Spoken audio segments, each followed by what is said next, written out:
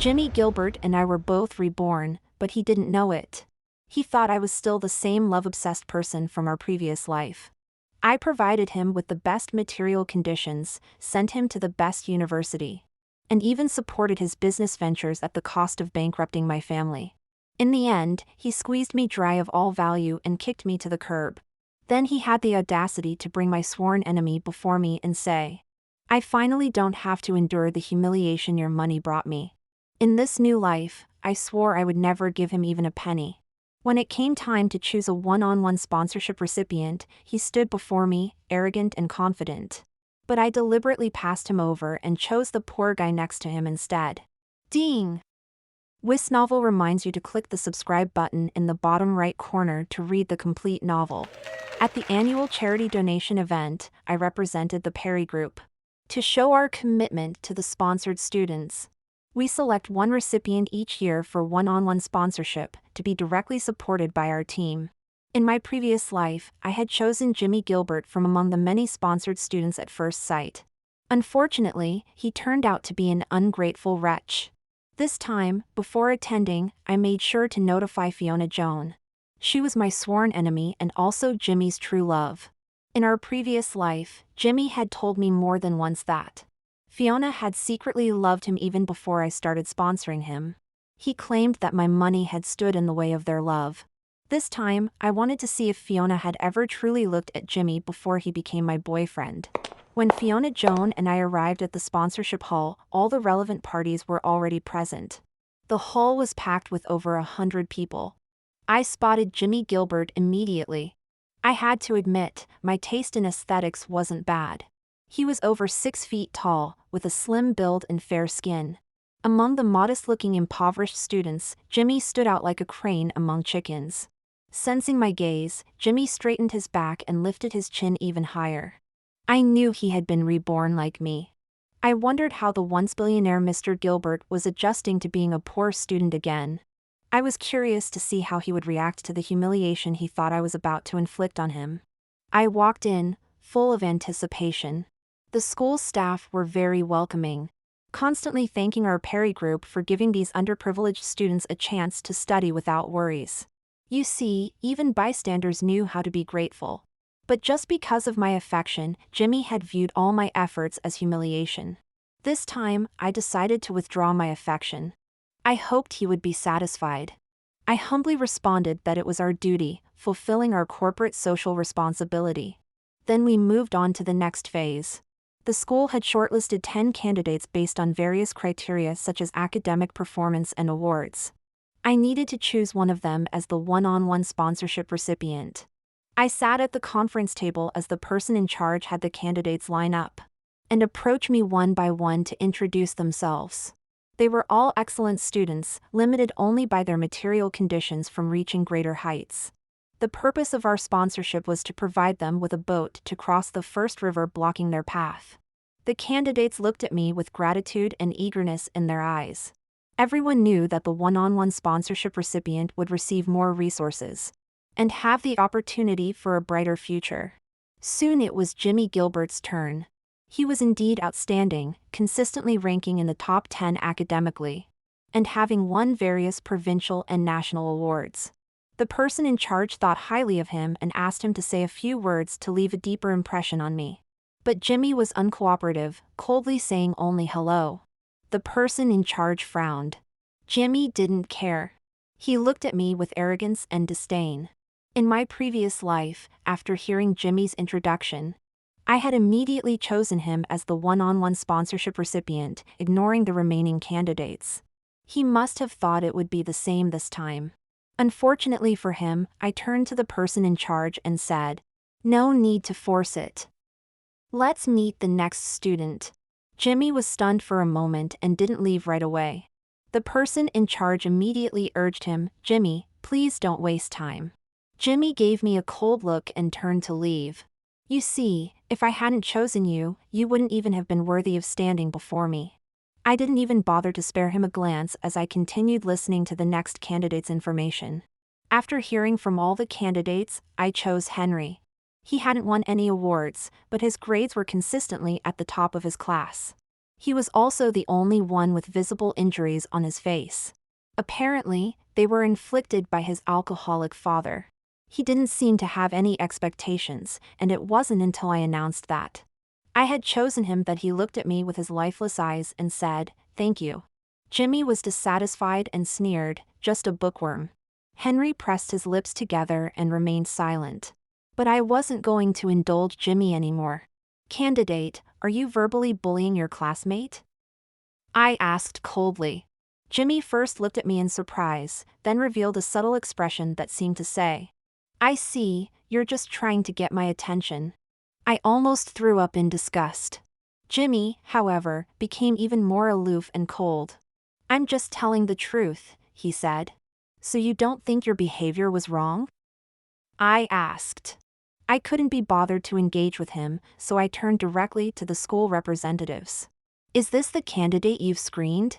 I have doubts about the character of this funding recipient. I want to support future talents who will pass on this goodwill. This student treats his own classmates with such arrogance and mockery. I seriously question whether he would help those in need when he has the ability to do so." I deliberately labeled him, emphasizing values. This time around, I don't want to waste my kindness on such an ungrateful person. Sure enough, my words made the school representatives take it very seriously. The person in charge quickly jumped in, telling Jimmy to apologize to Henry immediately, or his funding eligibility would be cancelled. Jimmy looked at me angrily. I didn't even glance at him. Didn't he say that all the money I spent on him was an insult? I wanted to see if the mighty Mr. Gilbert would humble himself and beg for my insults for the sake of that small amount of funding. "I won't apologize," Jimmy Gilbert said firmly. "Don't think you can make me submit with money. I, Jimmy Gilbert, will one day show you all what it means to not underestimate a poor young man." Jimmy spoke righteously. Everyone was speechless. So not funding him was bullying him? He really had some nerve. In the midst of silence, a sudden applause rang out. It was Fiona Joan. She walked to my side while clapping. "Lydia, you can't bully such a principled student," she said. Fiona Joan spoke up for Jimmy Gilbert in her typical two-faced manner, trying to pin the crime of bullying poor students on me. Jimmy Gilbert's eyes lit up when he saw her. He was probably imagining some touching scene where the innocent girl he secretly loved was standing up for him under immense pressure. Unfortunately, I could see right through Fiona Jones' schadenfreude smile. She was just using Jimmy Gilbert to get under my skin. I wouldn't be as foolish as before, letting her play the good guy with just a few words. "But he refused to apologize first," I said. I deliberately looked at Jimmy Gilbert with a contemptuous gaze. He predictably glared at me with his chin held high. I did nothing wrong. I pretended to sigh helplessly. Our Perry group absolutely won't fund a recipient who doesn't know how to unite with his classmates. However, I changed my tone. "Since you, Fiona Joan, think so highly of the student, why don't your Joan family fund him instead?" As soon as I finished speaking, Jimmy Gilbert's eyes lit up, looking expectantly at Fiona Joan. Fiona Joan, on the other hand, stammered and looked troubled. In the end, she brushed it off with, "I'll discuss it with my family." Ha!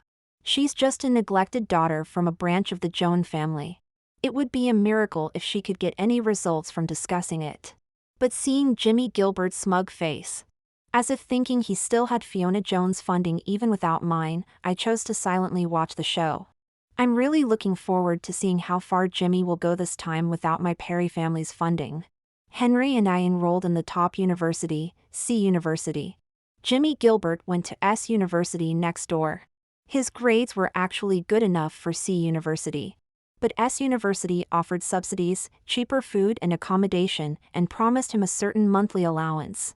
Henry and I ran into Jimmy Gilbert together. He looked Henry up and down frivolously, sneering, "Pretty boy." This happened in my previous life too. Back then, I liked him and always found excuses to appear by his side. Gradually, rumors spread that he had hooked up with the Perry family's young lady and was set for life.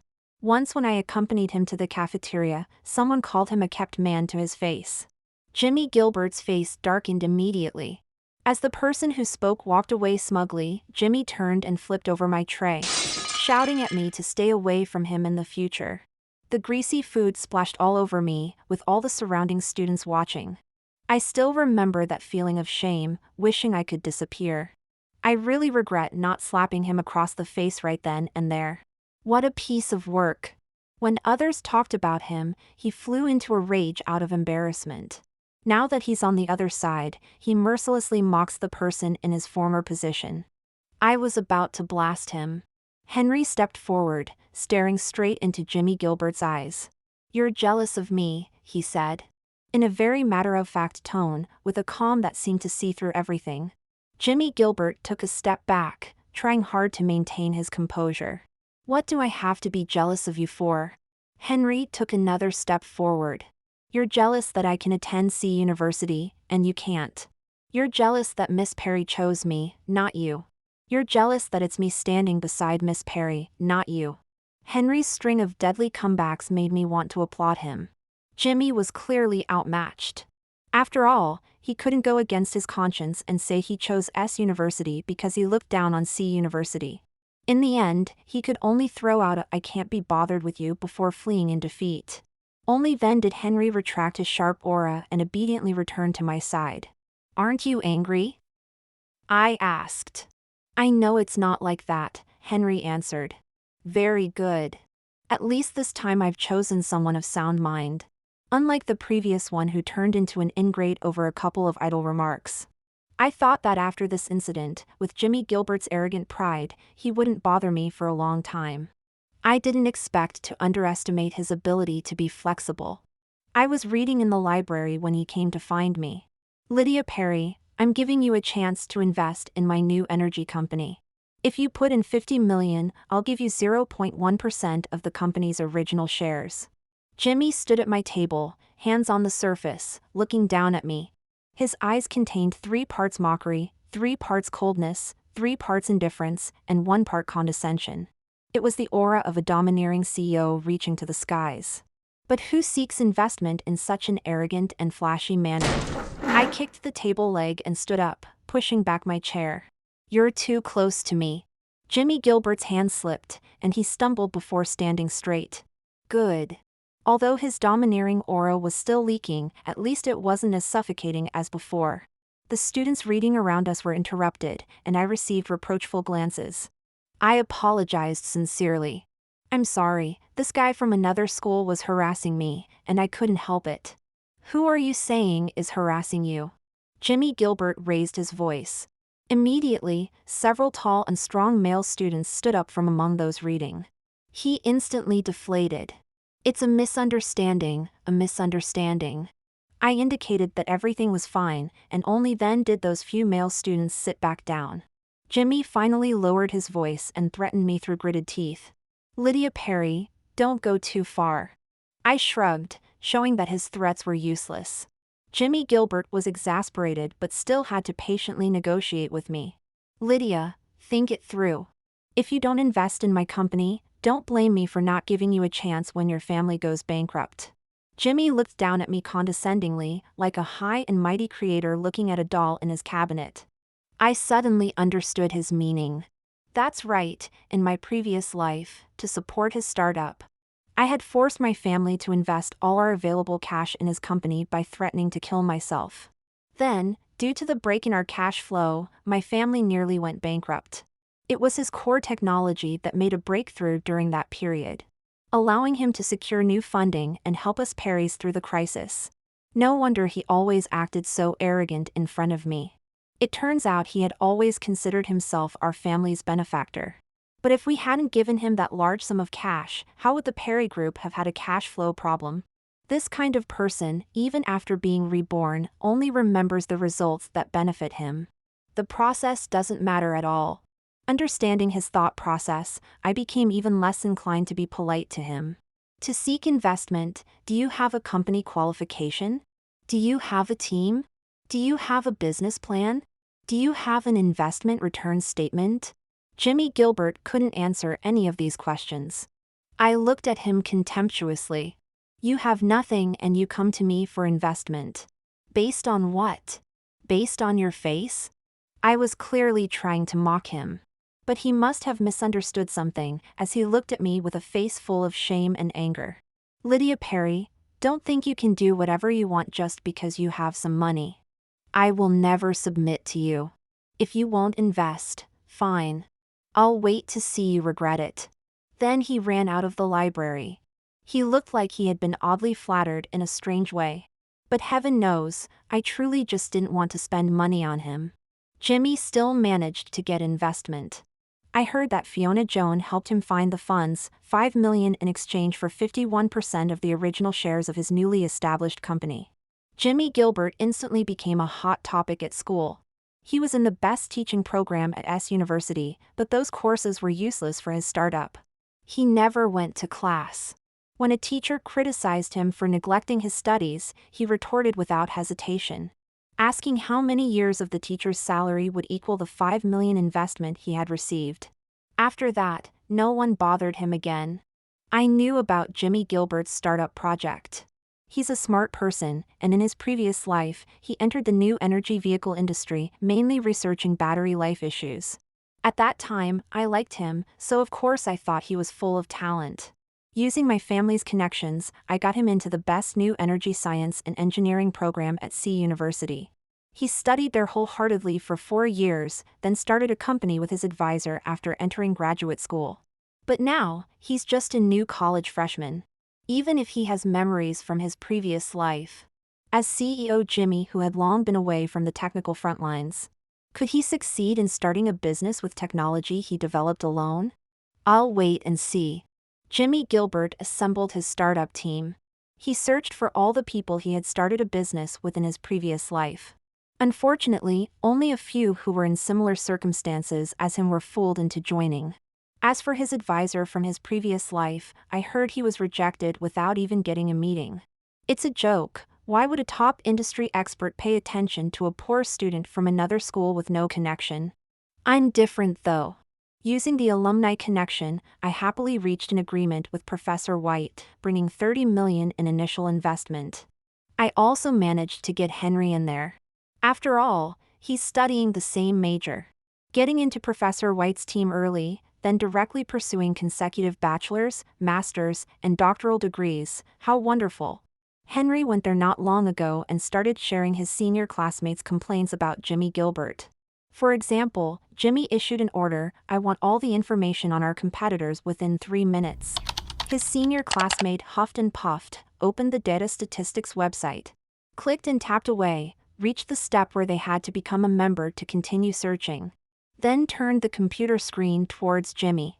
Jimmy's domineering aura, higher than an 18-story building, instantly deflated when he saw the membership fee. It was a whopping $300,000. For the Jimmy of his past life, with the Perry family backing him, this was just a few lines of free background information. But this time, he had to personally experience how expensive fresh data and information could be. The membership, of course, wasn't purchased. An hour later, Jimmy threw a list of several companies at them, asking them to check on new product situations. But after searching, there was very little information. One company hadn't even been established yet. When the senior classmate went to report back, Jimmy pointed at his nose and scolded him for half an hour. He said those companies were all industry leaders. How could there be so little information? Little pay but lots of work. The senior classmate couldn't take it anymore, had a big argument with Jimmy, and directly quit the job. After returning, he complained to Henry and others about Jimmy, saying he didn't have the fate of a boss but was full of a boss's sickness. I personally think this summary is very accurate. Jimmy has always been extremely arrogant. In his past life, things went smoothly because I kept supporting him with Perry family resources. For data, the Perry family strategy department had annual memberships to all major professional databases. For proposals, over a dozen managers, each specializing in their own part, would compile and submit their work, which Jimmy would then present. For technological breakthroughs, dozens of technical experts in the lab would work around the clock. Obtain patent achievements, all under Jimmy Gilbert's name. It was these people who gradually bestowed the halo upon Jimmy Gilbert, making him a technology genius, a business upstart. But he always thought it was himself shining, illuminating others. Ironically, I was blind then and really thought he was a hidden gem. Jimmy's startup team didn't last long. Just as they were making some progress, someone left with the core technology. Of course, Jimmy called it stealing. But in reality, it was because that person applied for the patent, yet Jimmy wanted to put his own name on it. That person took the technology to a rich second-generations company, earning 10 times what he did under Jimmy Gilbert. Jimmy couldn't stand it, went to make trouble at their company. Ended up fighting with the rich second generation, and both ended up in the hospital. I received the news and quickly notified Fiona Joan to rush to the hospital together. In the past life, that rich second generation wasn't planning to let Jimmy off easily. It was me who paid a huge price to protect him. This time, well, let's watch Fiona Joan perform. In the hospital room, Jimmy Gilbert lay alone on the bed, his leg in a cast, suspended high. On the other side, the rich second generation sat in a wheelchair. His head wrapped in several layers of gauze, with several burly men standing behind him. Jimmy's face turned pale with fear. It was indeed frightening. In my past life, when I blocked them outside the hospital room to negotiate alone, I was actually quite scared too. But this time it's much better. This time I'm here to watch the show. Jimmy Gilbert relaxed a lot when he saw Fiona Joan and me. Especially when he saw me, a sense of superiority appeared on his face. As if he knew this woman couldn't let go of him. He even seemed dissatisfied, as if wondering why this woman came so late. It made me really want to rush over and give him a couple of punches. The rich second generation noticed his gaze and directly turned to ask me, "Are you his woman?" I quickly waved both hands and stepped back. "I'm just passing by." Jimmy glared at me angrily, then seeing Fiona Joan beside me, his expression showed a hint of understanding. Probably imagining that I was jealous. I quickly retreated even further, to avoid being infected by stupidity. The rich second generation indeed turned to Fiona Joan. Fiona Joan stepped forward. Jimmy's gaze towards her immediately became tender and sparkling. "Don't misunderstand. He and I are just ordinary classmates. I see there's a misunderstanding between you. It'll be fine once it's cleared up." Fiona Joan turned sideways towards the rich second generation, tucking her hair behind her ear, revealing her delicate jawline. "Misunderstanding? I don't have any misunderstanding. The bastard cracked my head. I'm here to make him pay." The rich second generation looked Fiona Joan up and down with ill intent. Fiona Joan lowered her head coyly. The rich second generation snorted coldly. "What, are you going to pay for him?" Fiona Joan paused, still maintaining that soft and weak appearance. "No, not that. I was just wondering if you could ask for a bit less, for my sake." The rich second generation stroked his chin. "All right. I was supposed to negotiate a deal worth 100 million today. He cracked my skull and made me miss it. Originally he should compensate for all of it. But for your sake, I'll give him a 10% discount. Just compensate me 90 million. I'm being generous, right?" The rich second generation opened his mouth wide like a lion. Fiona Joan's expression changed, instantly losing all trace of shyness on her face. "I'm not familiar with this classmate. If you have any business, please discuss it directly with him." After saying this, she left the hospital room without even glancing at Jimmy Gilbert. The light in Jimmy Gilbert's eyes visibly extinguished. With no one to intervene, the rich kid continued to glare menacingly at Jimmy Gilbert. "If the compensation doesn't satisfy me, I'll send you to jail." It was the same in the previous life. Although both were injured, Jimmy Gilbert had thrown the first punch. If the other party insisted on not settling, he would definitely face criminal charges. Jimmy was well aware of this. In the previous life, I had quietly exchanged Perry Group's most profitable business line with the rich guy. Not only saving Jimmy but also helping him retrieve the core technology that had been taken away. This time, he dared to storm into their company single-handedly without money or power. He probably still thought I would cover for him. Sure enough, Jimmy looked at me. "Lydia, if you help me resolve this matter, I'll be your boyfriend." After saying this, he tightly closed his eyes and turned his head away. As if he had suffered a great humiliation. Heh. In my previous life, I was concerned about his injuries and afraid of putting too much pressure on him.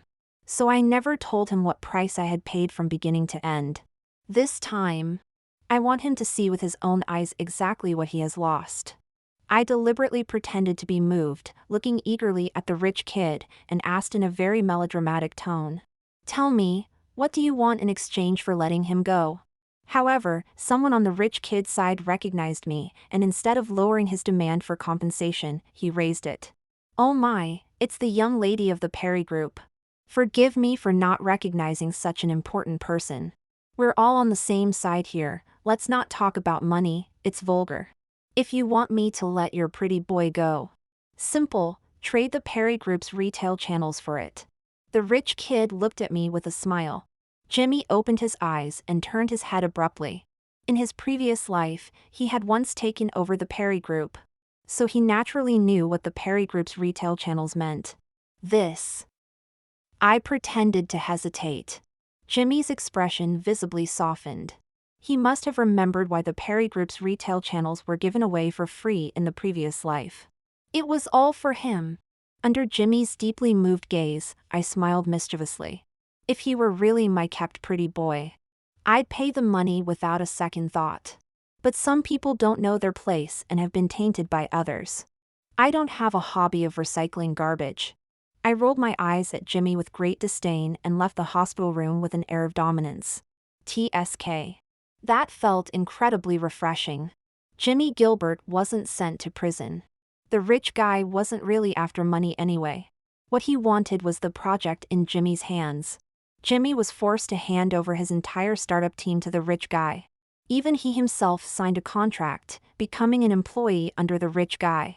Reportedly, he could only be considered an intern before graduation, receiving a monthly allowance of $1,000. When Fiona Joan found out, she immediately went to confront Jimmy Gilbert. The $5 million investment Fiona Joan gave him came from one of her rich boyfriends. Now, not only had they not seen any returns, but even the principal was completely lost. That boyfriend suspected she had colluded with a pretty boy to scam money and angrily dumped her. Fiona Joan, unable to swallow this, naturally went to find Jimmy Gilbert. It's said that after several rounds of back and forth, Jimmy finally compromised and signed a $5 million IOU for her. With his current $1,000 monthly allowance, he probably couldn't pay it back even in his next life. I laughed at Fiona Joan's stupidity in my heart. But soon I couldn't laugh anymore. That shameless Jimmy Gilbert actually turned his attention to me again.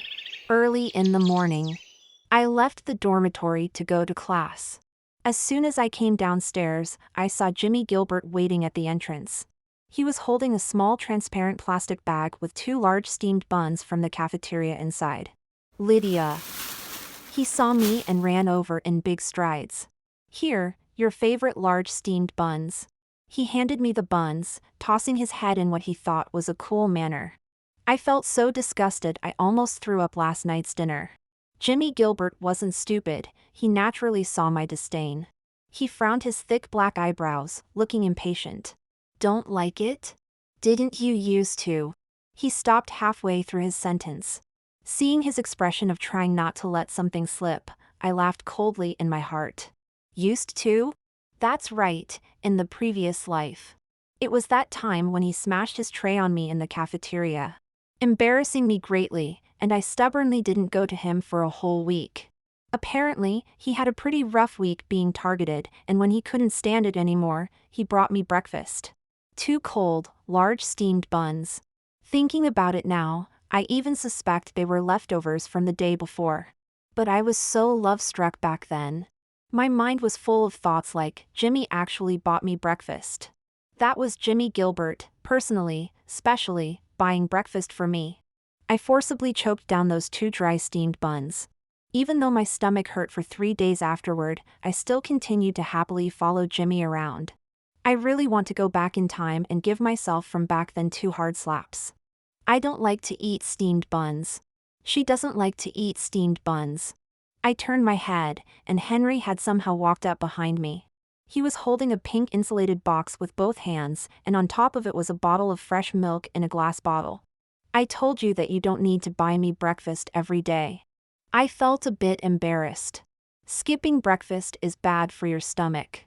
Henry handed me the milk. Once, he happened to catch me with a stomachache, and I casually mentioned that it might be because I hadn't eaten breakfast. Since then, he's been preparing breakfast for me every day, rain or shine, without fail, always with variety. I took the milk from him. The temperature was just right, and it tasted pretty good. Jimmy Gilbert, seeing that no one was paying attention to him, snorted coldly and turned to leave. As he passed the trash can, he deliberately slammed the bun hard. The steamed bun hit the trash can and fell back to the ground with a thud. Jimmy didn't look back. No manners. I pouted. Wasting food is indeed not good. Henry handed me the lunch box, walked over to pick up the steamed bun, removed the plastic bag, and placed it in the spot where classmates often feed stray cats. At that moment, I felt like he was glowing. Jimmy didn't give up. He always found ways to suddenly appear by my side. Like a fly that couldn't be shooed away. When I went to class, he would occupy a seat in advance, waving at me from afar. I complained directly to the teacher that someone was disrupting my studies. When I went to the cafeteria to eat, he would be in the long queue, telling me to quickly stand in front of him. I turned and went to the small stir-fry cafeteria on the 3rd floor instead. When I went home on weekends, he would wait downstairs, saying he wanted to walk with me. I handed my bag to my assistant and got into the luxury car that came to pick me up. I was exasperated. When Henry found out, he spent even more time with me. He was already very busy with his own coursework, and had to participate in the professor's project group with very limited rest time. But he was always unhurried when he was with me. In the evening, after he finished studying, we would feed stray cats together downstairs at the dormitory. The kittens were wary yet greedy. I broke the fish intestines into small pieces and placed them in my palm. And the kittens came over, drawn by the smell. The wet, soft little tongues licking my palm were ticklish, making my heart melt. I'm actually a bit jealous of a cat. Henry suddenly spoke, his voice so low I could barely hear it.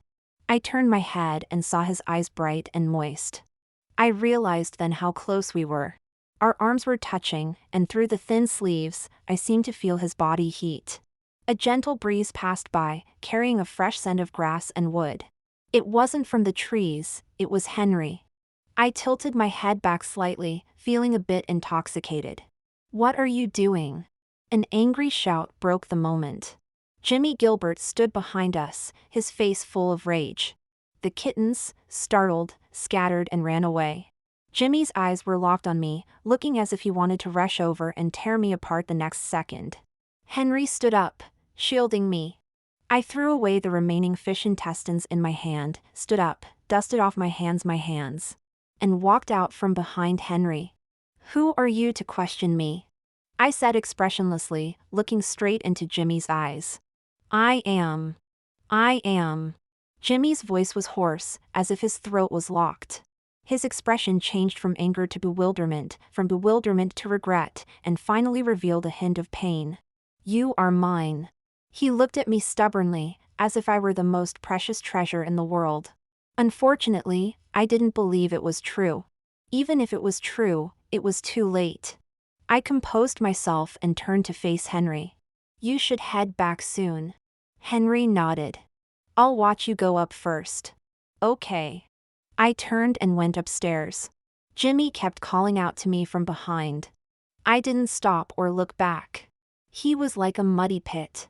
In my past life, I stepped into it, not only getting covered in mud but also ruining myself and my family. This time, all I needed to do was avoid him. Jimmy stopped pestering me. However, the frequency of Henry's visits didn't change. Having breakfast together in the morning and taking walks to feed cats in the evening almost became fixed routines. Until one day, Henry didn't show up from morning till night. I felt a bit uneasy and asked his senior classmate. The senior said he hadn't seen him in the lab either and couldn't reach him when trying to get some documents. I used my family connections to investigate and found out that he had left the school late last night and then lost contact. Further investigation revealed that the last place he appeared was in a dirty, messy alley. That area was where Henry's home was. I remembered his alcoholic father and the injuries on his face when I first met him. I quickly brought people and rushed over there. The small, dilapidated house had walls that were black. A man reeking of alcohol leaned against the wall, holding a bottle. Seeing people arrive, he just raised his hand to block the sunlight coming in, then continued drinking. "Where's Henry?" I asked. The man ignored me. The people I brought shook him a few times, and he finally spoke, hiccuping drunkenly. He was taken away. The little brat thought I wouldn't find him if he didn't come back. But someone came eagerly looking for him to pay off my debts. The drunk man swayed, holding his bottle. Something flashed quickly through my mind, but I couldn't grasp it. In the end, someone went up and slapped him twice before he begged for mercy and gave up the name of the creditor, Gabriel. I brought people and rushed there without delay. Gabriel saw we had many people, so he only agreed to let me bring one person in to talk with him. I agreed without hesitation. Henry was locked in a spacious room, with a table and a stool in the middle. Henry sat on the stool, his head pressed against the table, facing an IOU. His face and body were bloodied, but he still gritted his teeth and didn't make a sound. The young man is quite tough. Gabriel waved his hand, and his men released Henry. Henry then noticed me, his eyes widening in an instant. "What are you doing here?" Henry tried to stand up and come over, but was forcefully held down. "Don't rush, young man. I see your little lover here looks well off. She might just help pay off your dad's gambling debt, and you two can leave safely. Wouldn't that be nice?" Gabriel walked over, picked up the IOU, and spread it out in front of me. "Beautiful lady, judging by your appearance, I suppose you won't mind this million or so. If you help the young man pay it off, I'll respectfully send you both out." "How about that?" I looked at the number on the IOU, it was over 1.2 million. "I'll pay it," I agreed without hesitation. Henry's eyes darkened for a moment, then he suddenly started struggling violently. "Give me the IOU, I'll sign it, I'll sign." "Don't ask her." There was a hint of tears in Henry's voice. I felt quite heartbroken and just wanted to pay the money and leave with him quickly. But one of Gabriel's men whispered something in his ear, and Gabriel's expression immediately changed. "Oh, it's the young lady from the Perry family. My apologies. This million or so, it'd be disrespectful of me to accept it from you." Gabriel waved his hand, and someone brought over a new IOU. The amount was 100 million, with a daily interest rate of 1%. Gabriel pointed to the signature line. "Miss Perry, just sign here, and we're all good." This was getting a bit greedy. I pressed my lips together and said nothing. Gabriel's men slowly started to surround us. The bodyguards I brought were on full alert. As both sides were at a standoff, someone broke down the door. It was the police! I had instructed someone to call the police before I entered. The police uncle's speed didn't disappoint me. Gabriel and his men were clearly panicked. Someone nervously pulled out a gun and aimed at me. In the moment the gun went off, my mind went blank. Until I felt warm blood dripping onto my hand, I realized I was tightly wrapped in a warm embrace. It was Henry. Gabriel was arrested. Henry was taken to the hospital. During the investigation, it was discovered that Jimmy had called Henry out in the middle of the night. Unfortunately, he insisted that he was just passing a message from Henry's father. There wasn't enough evidence to convict him. Jimmy left the police station after giving his statement. But both Henry and I knew he was involved in this incident.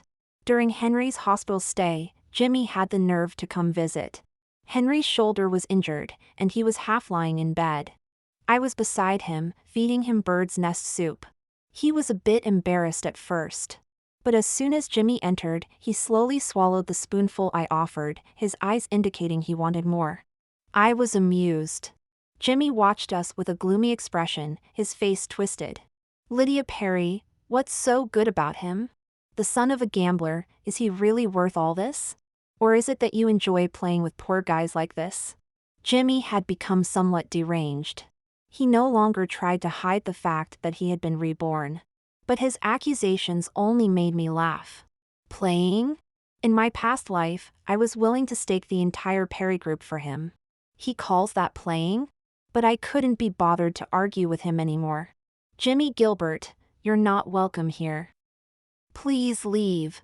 I directly asked him to leave. But Jimmy didn't turn and leave like he used to. He walked to my side, crouched down, and tried to hold my hand. I avoided it. He looked a bit angry, but still tried to suppress his temper. Lydia, stop being upset with me. Let's go back to how we were before. Stay by my side, and I'll never treat you badly again. Okay? There was a hint of pleading in his expression. I deliberately smiled at him. And just as light began to appear in his eyes, I softly said to him, I don't want to. Just like in my past life when I had begged him to spare the Perry group, to spare my parents. He had held Fiona Jones' hand, stepped on mine, and said, I don't want to. Henry recovered quickly. On the first day the doctor approved his discharge, he reported back to the lab. My parents were scared by the incident with Gabriel, so I had to shuttle between school and home. Life was peaceful.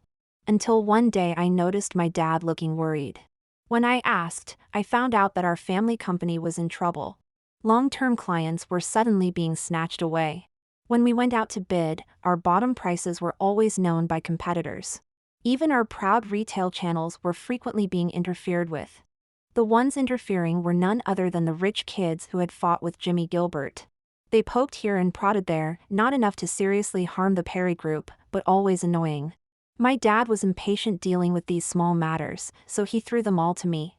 I knew clearly that all of this was Jimmy using his memories from his past life to cause trouble. But it's hard to find evidence for this kind of thing.